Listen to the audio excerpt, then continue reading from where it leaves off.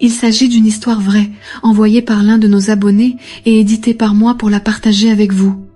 Pour assurer la sécurité et l'anonymat de toutes les personnes impliquées, j'ai changé les noms et certains détails, mais l'essence de cette histoire est complètement vraie. Si tu aimes ce genre de contenu, abonne-toi à la chaîne, laisse un like pour nous soutenir et commente ci-dessous ce que tu as pensé de l'histoire. Ton avis est très important. Je suis mariée depuis plusieurs années et même si notre mariage n'est pas ce conte de fées que beaucoup imaginent, nous avons trouvé une manière de vivre ensemble qui, d'une certaine façon, nous semble juste et équilibrée. Mon mari est un homme de peu de mots, tandis que moi, j'ai tendance à rêver éveillée et je suis toujours en train de planifier notre prochaine aventure ou escapade. Notre maison est souvent enveloppée d'un silence confortable, seulement interrompu par le bruit de la pluie contre la fenêtre ou par les pages d'un livre que l'on tourne. Ce silence n'a jamais été un signe de distance entre nous, mais plutôt le témoignage de notre compréhension tacite et de la paix que nous trouvons dans la compagnie l'un de l'autre. Même si chacun est plongé dans ses propres pensées ou activités, nous poursuivons nos routines quotidiennes avec des emplois exigeants et des horaires qui ne se croisent souvent que tard dans la nuit. Malgré cela, nous prenons soin de réserver des moments pour de petits plaisirs partagés, comme explorer des marchés aux puces ou savourer un café tranquille dans un lieu chaleureux que nous apprécions pour sa simplicité et son authenticité. Ces moments, ces instants de connexion, bien que simples, sont les pierres angulaires de notre relation. Ils nous rappellent que même si nous ne vivons pas une histoire parfaite, à la réalité que nous partageons a ses propres perfections, celles que seuls nous deux pouvons vraiment apprécier et comprendre. Nous habitons une petite maison à l'arrière de la résidence principale où vit mon beau-père.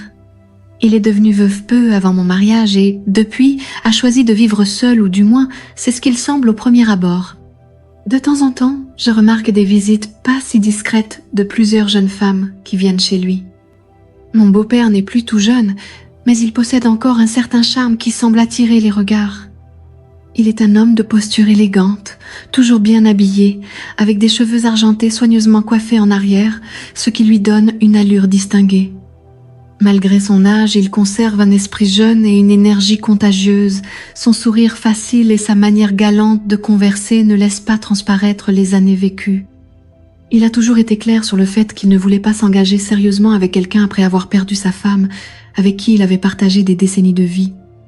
Cependant, cela ne l'a pas empêché de profiter de la compagnie de différentes partenaires, chacune apportant un peu de couleur et de nouveauté à sa routine. Parfois, pendant que je prends soin des plantes ou que je range quelque chose dans le jardin, j'entends des rires et de la musique venant de la maison principale. À ces moments-là, je réalise qu'en dépit de son âge et des circonstances, mon beau-père a trouvé sa propre façon d'avancer en préservant son indépendance et en profitant de la vie à sa manière. Mon mari a toujours été une personne extrêmement dévouée à son travail. Il travaille dans la même entreprise depuis de nombreuses années, un lieu où sa loyauté et sa confiance ont été solidement établies au fil du temps.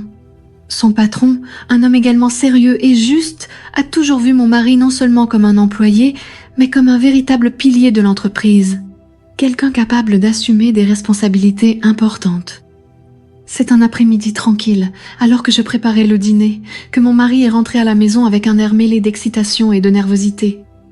Dès qu'il franchit la porte, sans même changer de chaussures, il m'a dit qu'il avait été choisi par son patron pour représenter l'entreprise lors d'un congrès de grande importance pour le secteur.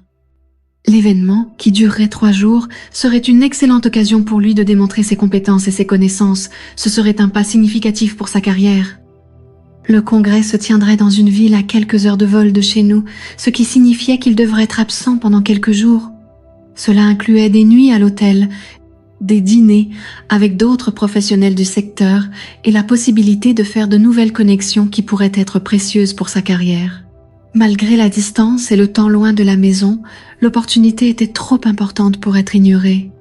Il était clairement enthousiaste à l'idée de se démarquer et d'apporter de nouvelles idées et projets à l'entreprise, mais on pouvait aussi sentir une pointe de réticence à l'idée de me laisser seule pendant ces quelques jours. Cependant, nous savions tous les deux que c'était une chance en or pour lui et que son travail acharné était enfin reconnu. D'un côté, j'ai ressenti une vague de fierté et de bonheur pour lui. C'était une preuve de la reconnaissance de ses efforts et de son dévouement, quelque chose que j'ai toujours soutenu depuis le début de notre vie commune. Cependant, Une partie de moi était aussi anxieuse et un peu mélancolique. Bien que nous soyons mariés depuis des années, nous n'avions jamais été séparés aussi longtemps. L'idée de ne pas l'avoir près de moi-même pour seulement 3 jours semblait étrangement déstabilisante. Le matin de son départ, je me suis levée plus tôt pour préparer un petit déjeuner copieux et l'aider avec les derniers préparatifs pour son voyage.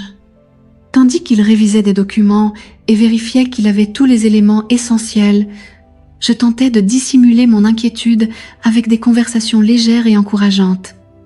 Le trajet jusqu'à l'aéroport fut tranquille mais empreint d'un silence réfléchi. Il tenait ma main, la serrant de temps en temps, comme pour s'assurer que tout irait bien. À notre arrivée, le processus d'enregistrement et de sécurité sembla passer en un éclair. Soudain, c'était l'heure des adieux. Nous nous sommes embrassés fort et il m'a embrassé sur le front en promettant d'envoyer des messages dès que possible et de revenir avant que je ne lui manque trop. J'ai observé pendant qu'il s'éloignait avec sa valise, se retournant une dernière fois pour me faire signe avant de disparaître par la porte d'embarquement. En conduisant de retour à la maison, le silence de la voiture semblait plus lourd que d'habitude. La maison, en arrivant, résonnait également d'un calme auquel je n'étais pas habituée. Tout semblait rappeler sa présence, et chaque petit espace partagé soulignait son absence. Pendant les 3 jours suivants, il me faudrait m'habituer à cette sensation, attendant avec impatience son retour. Mais une inquiétude commença à grandir en moi à mesure que les heures passaient sans réponse de sa part. J'essayais de me distraire avec les tâches quotidiennes, mais l'inquiétude, c'était une ombre constante. Je vérifiais mon téléphone sans cesse, et chaque fois que je voyais qu'il s'était connecté sans répondre, un nœud se formait dans mon estomac. Finalement, après plusieurs heures, il a répondu. Son message était bref, disant simplement que tout allait bien et que le travail au congrès était très exigeant. J'ai essayé de me convaincre que c'était normal, étant donné l'importance de l'événement, mais quelque chose en moi restait inquiet. Pour essayer d'occuper mon esprit, et aussi comme une manière de m'occuper de la famille en son absence, j'ai décidé de préparer de la nourriture non seulement pour moi, mais aussi pour mon beau-père, qui vivait seul dans la maison principale. C'était une petite distraction, une façon de sentir que je pouvais encore être utile et maintenir une connexion avec la famille. J'ai mis un manteau et me suis rendue à la maison de mon beau-père, portant avec moi une boîte à déjeuner remplie de certaines de ses nourritures préférées que j'avais préparées. J'ai frappé à la porte et attendu. Il a ouvert avec un sourire toujours gentil, m'invitant à entrer. J'ai expliqué que j'avais préparé un peu plus de nourriture et lui ai demandé s'il voulait dîner avec moi. Il a accepté avec gratitude, semblant soulagé de ne pas avoir à préparer quoi que ce soit pour lui-même ce soir-là. Pendant qu'il mettait la table, nous avons parlé de futilité et j'ai essayé de ne pas trop penser à la situation avec mon mari. Cependant, il était difficile de ne pas ressentir une pointe de préoccupation, surtout parce que mon mari était généralement très attentionné et répondait rarement à mes messages après autant de temps. J'ai décidé cependant d'accepter ses explications et d'attendre que les choses se calment après la fin du congrès. La soirée avec mon beau-père fut agréable et pendant un bref moment, j'ai pu me distraire de mes préoccupations. Nous avons ri, partagé des histoires et pendant quelques heures, j'ai pu ressentir un peu de normalité au milieu du chaos émotionnel qui s'était installé depuis le départ de mon mari. Je dormais encore dans les draps, profitant des derniers moments de sommeil du matin, quand un bruit soudain de frappe à la porte m'a sorti du lit. Mon cœur a bondi de peur et je me suis rapidement levée, encore un peu désorientée par le sommeil interrompu. J'ai marché précipitamment jusqu'à la porte sans me rendre compte que j'étais encore en pyjama, un ensemble léger qui couvrait à peine ce qu'il fallait. En ouvrant la porte, je suis tombée sur mon beau-père qui tenait un sac de pain encore chaud et une thermos de café. Pendant un bref instant, il m'a regardé de haut en bas et ce n'est qu'à ce moment-là que j'ai réalisé à quel point j'étais mal habillée pour recevoir des visiteurs. Sentant mes joues rougir, j'ai murmuré une excuse rapide pour aller me changer et j'ai refermé la porte légèrement, le laissant attendre dehors. Je me suis précipitée dans la chambre pour échanger mon pyjama contre un short et un top plus approprié. En me regardant dans le miroir, j'ai pris une grande inspiration, essayant de calmer le mélange de gêne et d'anxiété que je ressentais. En revenant à la porte, je l'ai ouverte à nouveau et j'ai retrouvé mon beau-père, qui semblait maintenant un peu plus à l'aise, mais avec un léger rougissement de gêne sur ses joues. Il a souri timidement et a dit « J'ai apporté un petit pain chaud et du café tout frais. » Je voulais te rendre ton geste de gentillesse d'hier. Son geste simple et attentionné a dissipé le reste de l'inconfort que je ressentais. Je l'ai invité à entrer et il a accepté, se dirigeant vers la cuisine pendant que je préparais la table. En servant le café, j'ai remarqué qu'il semblait plus détendu en parlant de la façon dont il s'était levé tôt pour aller à la boulangerie choisir personnellement les pains qu'il savait que j'aimais.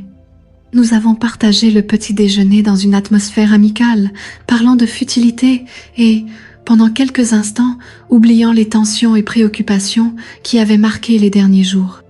Au fil des jours, l'indifférence de mon mari devenait de plus en plus évidente et difficile à ignorer. Au début, j'ai essayé de me convaincre que ce n'était qu'une impression de ma part, qu'il était vraiment occupé par les exigences du congrès. Les messages qu'il envoyait étaient brefs et il lançait rarement une conversation, se limitant à des réponses courtes et fonctionnelles. Cela était inhabituel, car même lors de moments de stress au travail, il avait toujours pris soin de maintenir une communication affectueuse et attentionnée avec moi. Le doute a commencé à s'installer dans mon esprit et un sentiment inconfortable que quelque chose n'allait pas à commencer à grandir. C'est alors que, le jour où il était censé revenir, j'ai reçu son appel.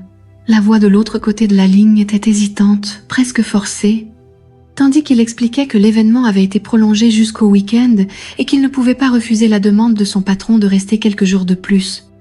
Quelque chose dans sa façon de parler, le manque de conviction dans sa voix, a fait sonner l'alarme dans ma tête encore plus fort. Pendant un instant, j'ai voulu l'affronter, exiger la vérité, ou du moins exprimer mes préoccupations et le malaise que ses paroles me causaient.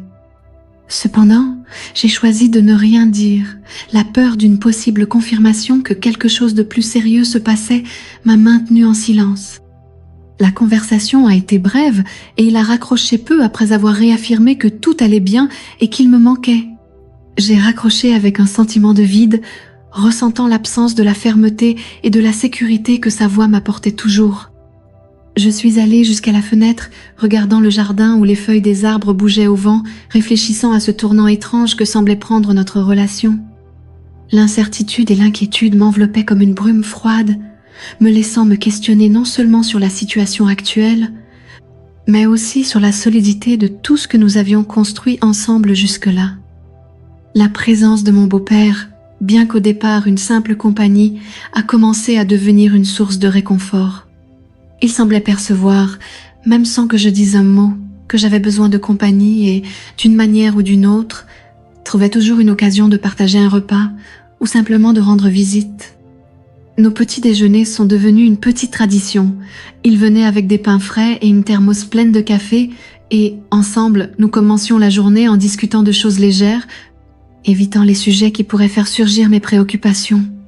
Ces moments ne comblaient pas seulement le silence de la maison, mais me donnaient aussi la force d'affronter la journée. Parfois, il se joignait à moi pour le déjeuner aussi. Je préparais quelque chose de simple et il apportait une histoire du passé ou un commentaire sur les nouvelles du jour. Ces repas partagés sous la douce lumière qui pénétrait par la fenêtre de la cuisine étaient un baume pour mon esprit agité. C'était dans ces petites rencontres, dans ces brefs échanges de mots et gestes de soins mutuels que je trouvais un certain soulagement à la solitude et à l'anxiété que le comportement de mon mari avait suscité. Mon beau-père, avec sa présence tranquille et attentionnée, aidait à rendre les jours plus supportables, offrant non seulement sa compagnie, mais aussi un sens de normalité et de continuité au milieu de la tempête d'émotions que je traversais. Comme d'habitude ce soir-là, j'avais préparé un dîner spécial à apporter à mon beau-père, cherchant, d'une certaine manière, à alléger la solitude que nous ressentions tous les deux. En arrivant à sa porte et en réalisant qu'elle était entr'ouverte, je frappais doucement en attendant une réponse qui ne vint pas. Pensant qu'il ne m'avait être pas entendu, je décidai d'entrer. Être était-il dans la cuisine ou dans une autre pièce plus éloignée. En m'approchant du couloir menant aux chambres, je remarquai une faible lumière émanant d'une fente de la porte de sa chambre. Poussée par l'intention de l'appeler, je m'approchai discrètement. Mais avant que je puisse annoncer ma présence, quelque chose d'inattendu attira totalement mon attention. Mon beau-père était assis sur le lit, la lumière de la télévision se reflétant sur son visage concentré. Il regardait un film érotique avec des scènes dessinant des contours et des mouvements doux dans la pénombre de la chambre. Pendant un moment, Je restais paralysée, le cœur battant non seulement par surprise, mais aussi par l'embarras d'avoir involontairement envahi un moment si privé. Il n'avait pas encore remarqué ma présence, complètement absorbé par les scènes qui se déroulaient à l'écran. Sa respiration était mesurée et son expression mélangeait contemplation et une légère tension, comme s'il était distant dans un monde à part. La scène à la télévision montrait deux corps entrelacés dans un ballet de désir et d'abandon, et pendant un instant, je ressentis une vague de chaleur parcourir mon corps. Une réaction inattendue à l'atmosphère chargée de sensualité, le bruit métallique d'un ustensile tombant par terre brisa le silence de la chambre, résonnant contre les murs comme une alarme soudaine. Mon beau-père se tourna rapidement, surpris de me trouver là, debout à la porte de sa chambre. Le malaise fut instantané. Ses yeux s'écarquillèrent un instant avant qu'il n'attrape la télécommande et éteigne la télévision. L'atmosphère de tension était palpable, un lourd manteau semblait retomber sur nous deux. Maintenant, je vais faire une petite pause pour vous rappeler quelque chose de très important. Si vous aimez la vidéo, pourquoi ne pas laisser un like et un commentaire ci-dessous? Cela aide énormément mon canal à grandir et me donne ce coup de pouce pour continuer à vous apporter plus d'histoires. Alors n'oubliez pas, d'accord? Maintenant, sans plus tarder, continuons ce récit. Pendant qu'il se recomposait, je pus voir le rougeur sur ses joues, un témoignage silencieux de la gêne que nous ressentions tous les deux. D'une voix tremblante, j'essayais de changer de sujet, parlant du dîner que je tenais toujours fermement dans les mains, tentant de dissiper l'atmosphère lourde qui s'était installée. « J'ai apporté le dîner pour toi », murmurai-je, ma voix à peine audible. Il hocha la tête pour me remercier, encore en train de se recomposer complètement. Je pus voir dans ses yeux un mélange de soulagement que j'ai changé de sujet et une légère inquiétude pour ce qui avait été involontairement révélé. Le dîner se déroula sous un nuage de silence inconfortable. Les mots échangés sporadiquement entre nous deux tentaient d'ignorer l'éléphant dans la pièce. Lorsque je rentrai enfin chez moi, mon cœur battait toujours la chamade, pulsant d'une adrénaline que je n'avais pas ressentie depuis longtemps. Allongé sur le lit, mon corps vibrait encore au souvenir de ce que j'avais vu. La scène du film, bien que brève, avait réveillé en moi des sensations que cela faisait longtemps que... La proximité physique, le toucher, la passion qui émanait de l'écran étaient endormis en moi. Tout cela a ravivé en moi un désir que je pensais avoir oublié. La solitude des derniers jours, aggravée par la distance émotionnelle de mon mari, rendait ce moment de vulnérabilité encore plus intense. Cette nuit-là, tandis que les ombres dansaient sur les murs de ma chambre, je me suis permise de rester éveillée, me remémorant non seulement ce que j'avais vu, mais aussi ce que cela avait éveillé en moi, un mélange complexe de désir, de curiosité et une certaine nostalgie pour une intimité que je ne savais pas manquer jusqu'à ce moment-là. Le retour de mon mari était un mélange d'anxiété et d'espoir, malgré les épisodes déconcertants des derniers jours.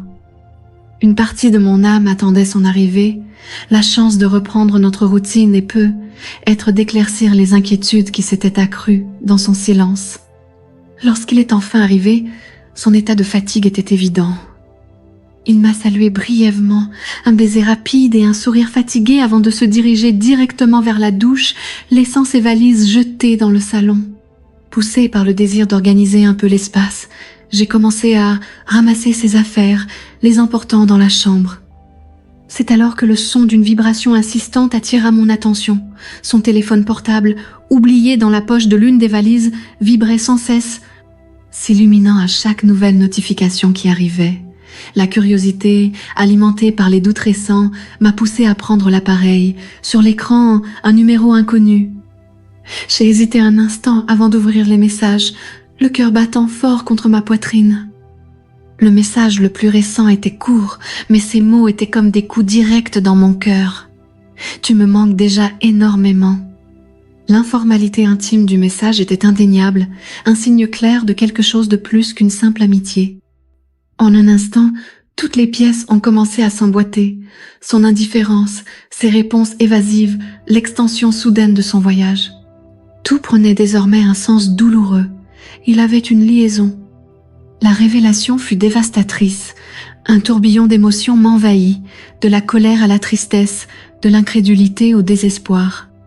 Le bruit de la douche cessa, et la réalité de devoir l'affronter, de devoir discuter de ce que je venais de découvrir, me paralysa un moment. Le poids de la trahison semblait étouffer l'air de la pièce, et tandis que je tenais le téléphone portable toujours en train de vibrer avec plus de messages de cette personne inconnue, je savais que les moments à venir seraient décisifs pour l'avenir de notre mariage. La nuit fut longue et torturante. Bien que mon mari dormît paisiblement à mes côtés, la trahison découverte résonnait dans mon esprit, mêlant colère et tristesse dans une tempête silencieuse. Quand le jour se leva, il se prépara et partit tôt pour le travail, sans remarquer le tourbillon émotionnel par lequel je passais.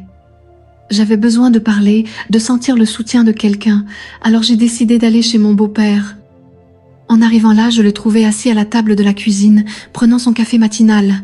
Le malaise de la nuit précédente planait encore dans l'air, ajoutant une couche de tension à notre rencontre. Il sembla soulagé de me voir. Malgré le léger inconfort initial, il m'invita rapidement à entrer. Dès que je me suis assise, il remarqua mon air abattu et la tristesse dans mes yeux. Avant que je ne puisse dire quoi que ce soit, il commença à s'excuser pour l'incident de la veille. Cependant, je l'interrompis en lui confiant la découverte de l'infidélité. En entendant cela, il ne montra aucune surprise. Il baissa simplement la tête, ses yeux tristes, reflétant une douleur qui semblait partagée.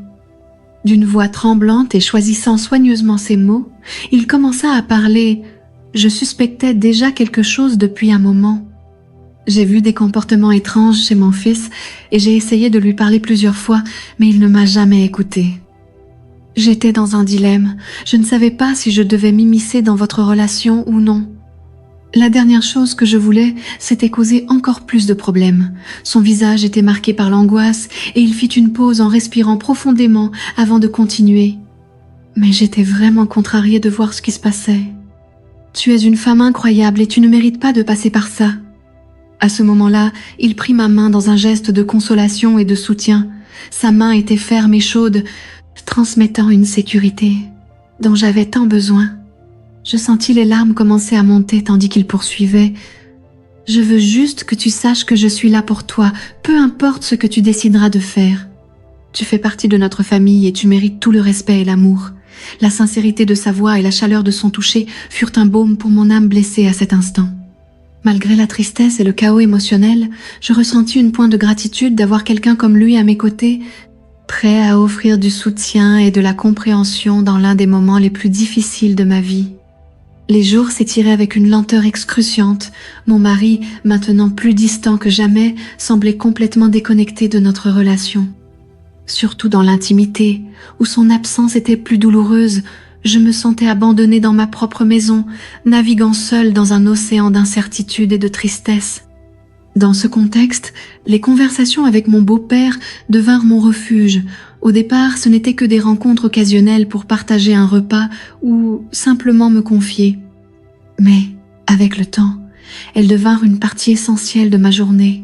Il était toujours accueillant, montrant une compréhension et une attention que je ne trouvais nulle part ailleurs. Notre interaction quotidienne commença à renforcer un lien qui allait au-delà de l'amitié. Il n'était pas seulement un auditeur attentif, il était devenu un confident, quelqu'un avec qui je pouvais partager non seulement mes frustrations, mais aussi des rires et des moments de légèreté. Chaque rencontre nous rapprochait de plus en plus, et, sans que je m'en rende compte, je commençais à le voir sous un nouveau jour. C'est pendant l'une de ces conversations, un après-midi tranquille dans sa cuisine, alors que nous partagions un café et parlions des petites joies de la vie, que je sentis quelque chose de nouveau éclore en moi. Il avait fait une blague et son rire, si chaleureux et sincère, fit battre mon cœur plus vite. Je le regardais, vraiment regardais, et vis non seulement le père de mon mari, mais un homme affectueux, fort et compréhensif. Il remarqua mon regard prolongé, et, pendant un instant, l'air entre nous chargea d'une tension électrique. Ce fut un moment de silence lourd, chargé de confessions non dites. Nous sentions tous les deux la complexité de ce que cela signifiait, la délicatesse du terrain émotionnel sur lequel nous marchions. Rien ne fut dit à ce moment-là sur les sentiments qui commençaient à se former, cependant, nous savions tous les deux que quelque chose avait changé. Les conversations qui suivirent portaient un nouveau sous-texte, une conscience que le confort que nous trouvions l'un dans l'autre se transformait lentement en quelque chose de plus profond, quelque chose que nous n'avions anticipé ni l'un ni l'autre. C'était un après-midi comme les autres, le ciel nuageux filtrant la lumière du soleil de façon douce à travers les rideaux. J'étais perdue dans les pages d'un livre, essayant de trouver une échappatoire aux pensées qui me hantaient incessamment lorsque j'entendis des coups discrets à la porte. Posant le livre de côté, je me levai et marchai jusqu'à l'entrée, mon cœur battant un peu plus vite que d'habitude. En ouvrant la porte, je le trouvai là, debout, une expression d'hésitation sur son visage. Il semblait chercher les mots appropriés, un léger froncement de sourcils révélait le poids de ses intentions. Cependant, je ne laissai pas la tension du silence s'éterniser. Poussé par un mélange d'impulsion et de besoin, je tendis la main, attrapant la sienne doucement et le tirai à l'intérieur. Dès que la porte se ferma derrière lui, nos regards se croisèrent et, sans qu'aucun mot ne soit nécessaire, nous nous embrassâmes.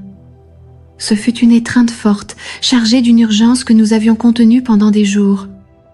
Ses bras entourèrent ma taille, me rapprochant de lui tandis que je posais ma tête sur sa poitrine, ressentant la chaleur de son corps contre le mien. Le monde extérieur semblait disparaître et, pendant un moment, nous n'existions que tous les deux, enveloppés dans un refuge d'émotions intenses. L'étreinte fut longue et pleine de signification, une confession silencieuse de sentiments que nous avions tenté d'ignorer. Je pouvais sentir son cœur battre vite et fort contre le mien. Chaque respiration que nous prenions semblait synchronisée, comme si nous essayions d'une manière ou d'une autre de nous apaiser mutuellement. Quand nous nous séparâmes enfin, nous maintenions une proximité que nul de nous n'osait briser. Ses yeux cherchaient les miens, pleins de questions et de promesses, une complexité émotionnelle que nous partagions tous les deux. Ce moment de silence entre nous parlait plus que n'importe quel mot n'aurait pu exprimer. Un silence plein de compréhension mutuelle et de la reconnaissance du pas que nous venions de franchir ensemble alors que nous nous étreignions. Sa respiration, maintenant plus profonde et irrégulière, était un souffle chaud contre mon oreille, et chaque expiration était une étincelle qui enflammait encore plus mon propre désir. Nos regards se croisèrent, et ce que je vis dans ses yeux fut un reflet de ce que je ressentais, un mélange de passion et d'une certaine urgence. Une peur délicieuse de franchir un seuil d'où il n'y aurait pas de retour. Poussé par un élan que nous partagions tous les deux, il inclina sa tête, réduisant les derniers millimètres qui séparaient nos lèvres. Le premier contact était doux, exploratoire, comme si chacun de nous testait les eaux d'un lac jusqu'alors inconnu, mais la prudence a rapidement cédé la place à un baiser plus avide, plus exigeant. Ses mains traçaient des lignes ardentes sur mon dos, me tirant encore plus près de lui comme s'il voulait fusionner nos corps en un seul. L'intensité du moment nous enveloppait complètement et chaque toucher, chaque mouvement, chaque respiration partagée était un mot non dit, une promesse trop forte. Mes propres doigts s'entrelacèrent dans ses cheveux, l'attirant vers moi, approfondissant notre baiser. Perdu dans le rythme et la sensation que lui seul pouvait éveiller à cet instant, le monde extérieur avait perdu toute son importance. Il n'y avait ni passé ni futur, juste le présent, juste ce sentiment écrasant qui nous consumait. Et dans cette étreinte, dans cette rencontre de lèvres et d'âme, je savais que je ne voulais plus reculer. Je désirais explorer chaque partie de ce nouveau territoire avec lui, me permettre de ressentir chaque toucher, chaque soupir, chaque pulsation de notre entrelacement ardent. Quand tout fut terminé, nous restâmes là, côte à côte, essayant de reprendre notre souffle. Nos corps tremblaient encore de l'intensité de ce qui venait d'arriver. L'air autour de nous était chaud et lourd, chargé de l'écho de notre passion. Nous étions haletants et en sueur. Chaque respiration était un rappel du feu que nous venions d'alimenter. Nous nous regardâmes, les yeux encore brillants d'un mélange de surprise et de satisfaction, conscients du pas irréversible que nous avions franchi. Il y avait une sensation de vulnérabilité nue entre nous maintenant, une honnêteté brute que nul d'entre nous ne pouvait ignorer alors que le silence s'étendait. Une douce connexion se formait, tissée dans les mots non dits et dans les gestes qui parlaient plus que tout dialogue. Lentement, il leva une main pour écarter une mèche de cheveux qui collait à mon front, ses doigts traçant un chemin tendre sur ma peau encore frémissante. Ce geste simple, chargé de soin et de tendresse, renforça la nouvelle intimité que nous avions partagée. C'était comme si, dans ce toucher, toutes les complexités de nos vies pouvaient être momentanément oubliées, remplacées par une compréhension mutuelle de quelque chose de profondément humain et profondément vrai. Nous nous ajustâmes, encore réticents à rompre le contact physique qui semblait maintenant si naturel, si essentiel à la réalité du monde extérieur qui commençait lentement à s'imposer à nouveau sur nous, apportant avec lui les implications de ce que nous avions fait. Mais dans cette brève respiration, dans cet espace entre l'avant et l'après, nous nous permettions simplement d'être deux êtres, humains connectés par un moment de faiblesse partagée et un courage inattendu. Le silence que nous partagions était confortable, réflexif, comme si nous réfléchissions tous les deux. Non, à cet instant, il n'y avait que la réalité de notre proximité physique et la certitude que, quoi qu'il arrive, nous avions trouvé en l'autre un refuge surprenant et une passion indéniable. Je veux savoir ce que vous avez pensé de cette histoire. Laissez vos commentaires ci-dessous et partagez vos expériences. J'ai hâte de tout lire. À bientôt. Et pour aujourd'hui, c'est tout. Cette histoire est terminée. Mais si vous cliquez sur la vidéo ici dessus, vous trouverez d'autres histoires comme celle-ci. Je remercie tous ceux qui ont laissé un commentaire. N'oubliez pas d'aimer pour aider la chaîne et de vous abonner pour ne pas manquer mes prochaines vidéos.